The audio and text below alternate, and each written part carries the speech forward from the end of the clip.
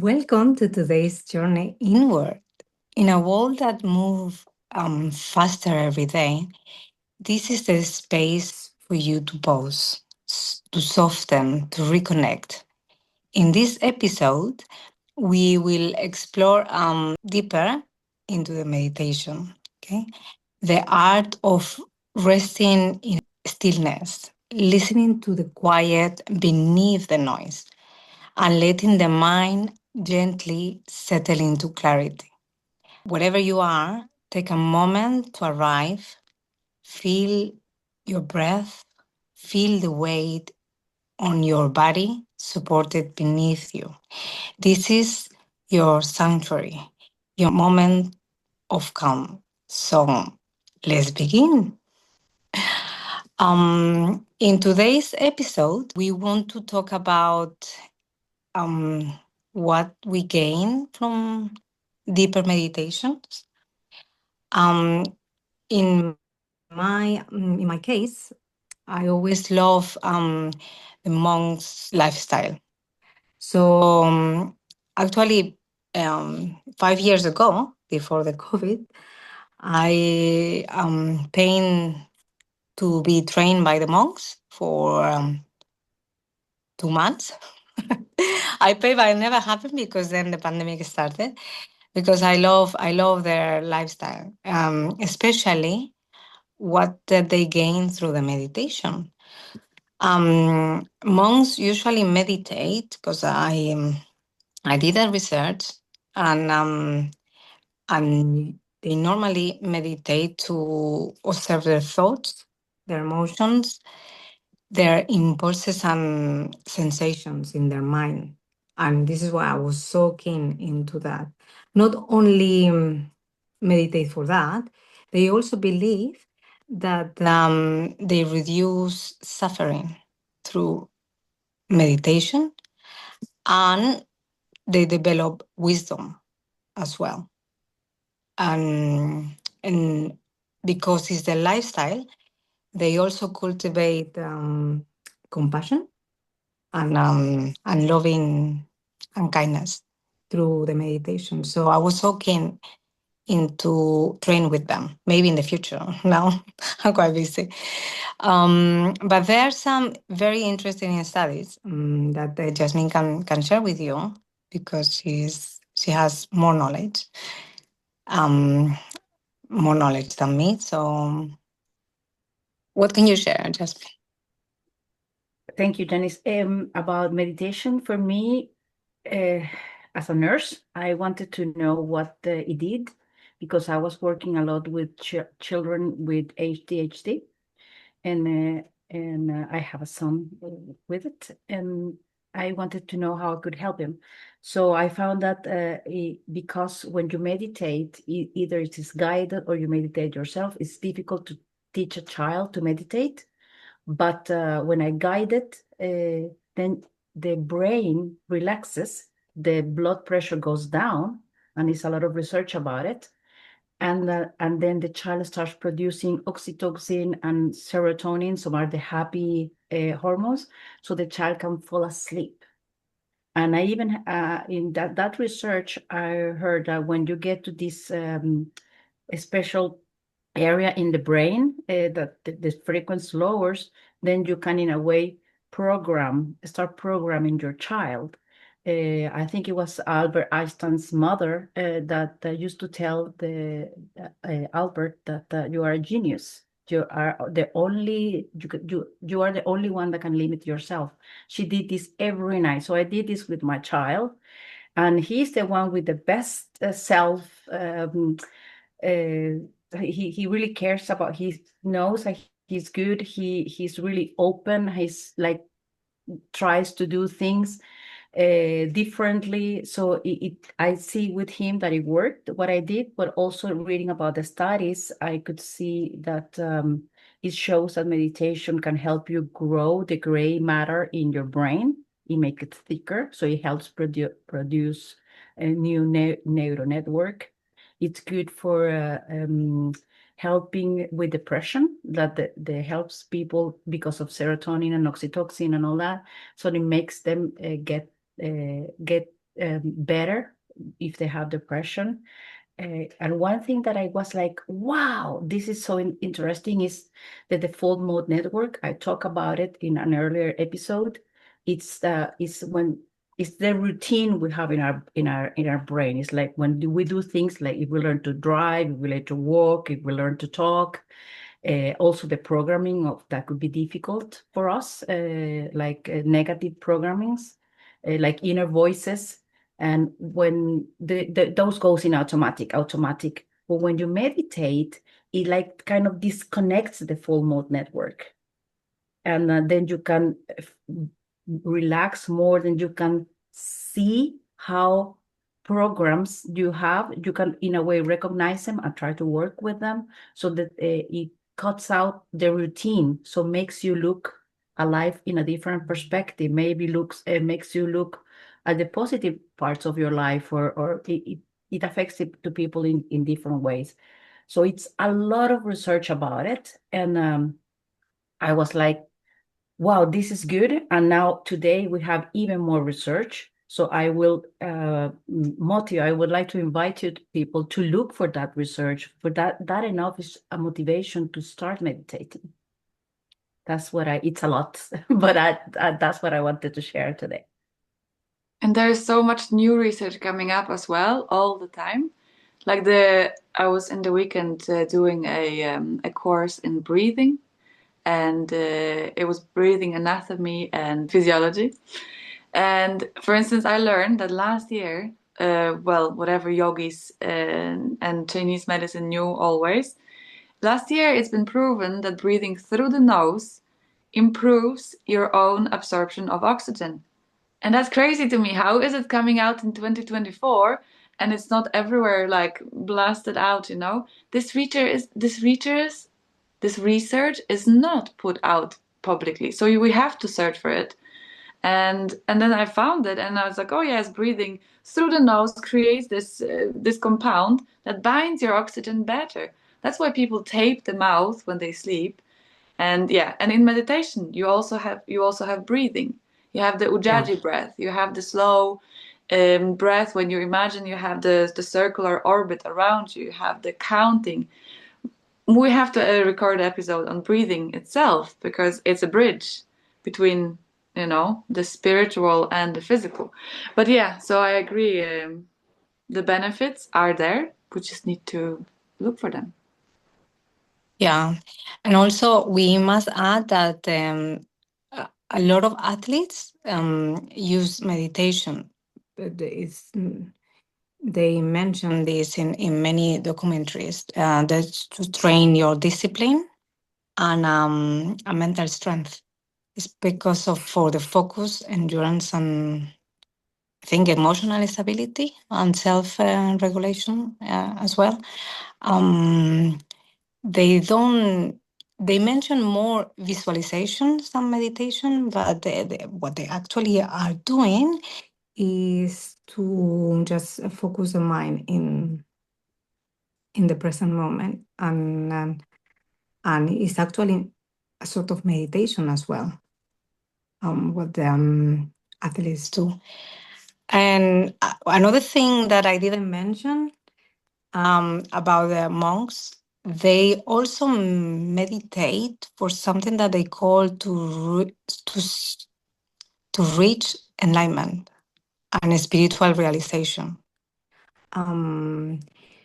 Because they already focused their mind and they living in present moment, that in the meditation there's something that we call downloading information. What is that? What I think or what I've been told, the meaning of it is you ask an intention and a question about an information you want to. So since we are part of all it is, I can say my teachers, Rodrigo Romo, Andrea Barnabé, and they mentioned that they have written books through the state of trance. They claim that they are not their information; they just sharing this information, but it's not coming from not only from them but from the all in general. So yes, there are a lot of people, like even Edgar Tolle. He also mentioned that it wasn't his idea, but it was kind of like downloading this information to share it to the world. So I have a best example of that. Maybe it's too controversial for this podcast. I don't know, but think about it. The Quran, the book, it's been written yes, by the prophet who got this knowledge directly from God. And if we yes, believe that God is everything and is this divine energy, then it's perhaps on a bigger scale, more divine scale, not to offend any religious people, but it sounds similar. yes, absolutely. But not only books. Actually, through the meditation, um, we can also download or go back to your past lives. Um, I would yes, like to say something about that because of course. one of the things that I worked a lot with is going back to my roots. I remember saying earlier in other episodes that when I started with this, my grandmother would show and tell me, "Go back to your roots, go back to your roots," and I wanted to understand what was that. And so I've been working a lot with going back to the roots. And one of the things I do in my meditations is like, for me, it's like I get to a place where nothing, like I'm floating. I don't even feel my body. I know that I'm somewhere. I'm present here. I know I'm here, but at the same time, I'm not. And then my intention is to connect to my roots when I go into myself or down, whatever you want to call it. And then when I'm there, I don't sense anything. But at the moment I start coming up again, that I'm coming back to my body, then I can experience like meeting earlier past lives. Not could be my past life, or could be my ancestors. And in one of those coming back from a meditation, I got a message that I had to go to where the Andes meet the Amazons. And I didn't know where that was. And they said, I just trust. And I did that. And this year I went to Putumayo in Colombia. And I felt like I need to go there. I went there with a group, and it was amazing because the day I got there, one of the Colombian persons that was there told me, "Now, Jasmine, you are where the Andes meets the Amazons." And I started crying because Putumayo is where the Andes meets the Amazon. And it was, wow. It's like, it's in a way, it's like a road you're traveling, and you have compass and map and compass, because your meditation can help you to find a way through your life, to find out what you are here for, how to do it. So yes, Janice, connecting to past lives, to information from your family, your heritage, and everything, its meditation is also very good for that. Yes, absolutely. And my sessions, in coaching sessions, I also do hypnotherapies, but in the very beginning, I started to take them to this life, but to the traumas, to heal it. And then sometimes some traumas and some things that you experiencing is not just from this life. So this is why I take them with the hypnosis to the past lives. They are fully awake, but it's a sort of also a meditation, because I'm taking them awaken and to their past, not just this life, but the past lives. So this is another sort of exercise for you to heal. the present moment. Yeah. One thing we can discuss about this is that I have a lot of friends who don't meditate, and it feels sometimes kind of like I don't speak the same language because I want to explain to them. I want to just start from beginning, just telling them about the breath. But at some points, I'm not very patient. And yes, but yeah, so sometimes I'm just like, okay, well, I'm just gonna go all in, and then I'll talk about the experience I had. Like, okay, I've been meditating, traveling to my past lives, and discovering why did I feel so much anger in this and that situation. And then they would say, oh, but this is all just your trip to your subconscious mind, and this is how your mind explains to you the emotion that you have now in a very complicated way. I don't necessarily feel like that, but what do you say to that? They are part of right, because sometimes you go to your subconscious mind to explain certain behavior or the way you feel. But there is a subconscious mind and unconscious as well mind. But then there is another mind that the Spanish doctor, he talked about this, he explains really good. I will put his name below, the supra consciousness mind. This is a mind, is external to yours, but with that mind, try to explain to you with pictures. The people think it's imagination, but they try to explain to you what is the root cause of your traumas or what is really happening to you. Correct me if I'm wrong. Yes. And Carl Jung also talks about that. He talks Oh. about the conscious, the awakeness, subconscious, and then he goes even deeper. He goes even to the archetypical parts of us that are born with us. So it's a little bit what you were saying earlier about that we are part of everything. So everything is in the supra conscious mind. Everything that has happened, everything is like there. And then you can connect with that. And you can even connect with things that are from epigenetics. Epigenetics carry, and this is proven, epigenetic carries history from our families.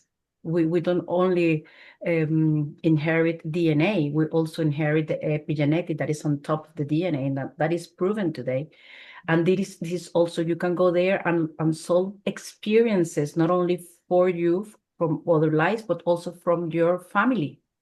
And this is how we can release traumas and liberation happens. And then you can transform it into good things, because the experience will stay, but the emotions, you release the emotion, the what is making you sad or depressed or anger. And it is very interesting, and it's a lot of psychology and even studies of psychiatry about it. Those are all those things, the past lives, epigenetics, and the traumas and emotions. Those are all the sort of the inner world of the meditation that you do to improve yourself and to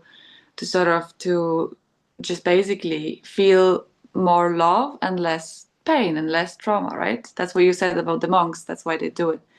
But how in all this fit the meditation where you meet extraterrestrials and when you go outside of the inside?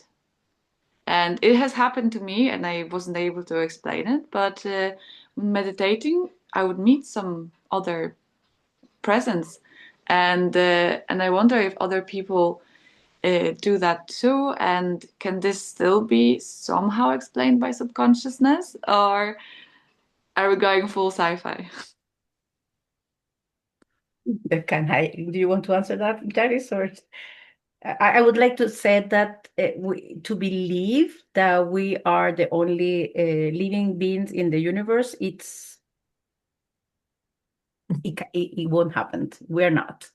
And if we are part of everything, then the extraterrestrials are also part of everything. So could it be surprising that we can meet them when we go to that areas of the consciousness of the essence, because the essence involves everything. Yeah. I also should add that sci-fi is not really science fiction. It's based on a lot of people, again, repeat, that they are downloading information and make movies and books out of it. But So this is exciting. but this is why we are in this podcast, to explain what it is, metaphysics, beyond this physicality. And yes, part of it is this extraterrestrial beings that I also meet. And I'm not the first, and so many actually people meet them through the meditation. Because when you reach a point that the meditation not only helps you with to be still, to quiet your mind, to regulate your emotions, you can also know beyond this physicality, things that you can actually not see, but feel. You see that in the meditation, but it's always it's like quantum physics. In within your atomos, you have electrons, protons, and And neutrons. neutrons.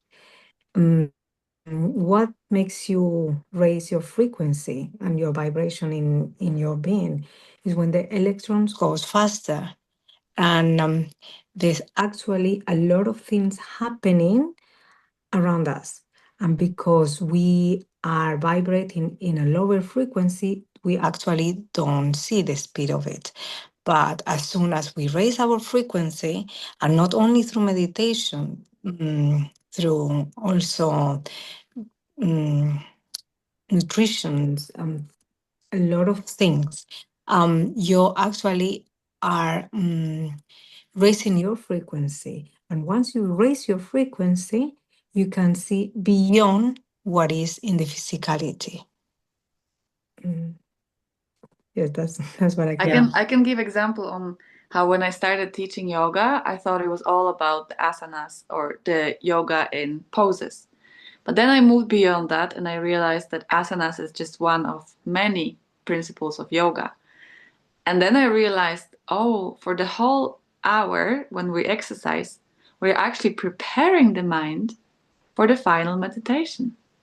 And that's what I think you mean, the nutrition, the physicality, the geometry, the strength of your body, and all of that has to be strong to later hold a strong mind.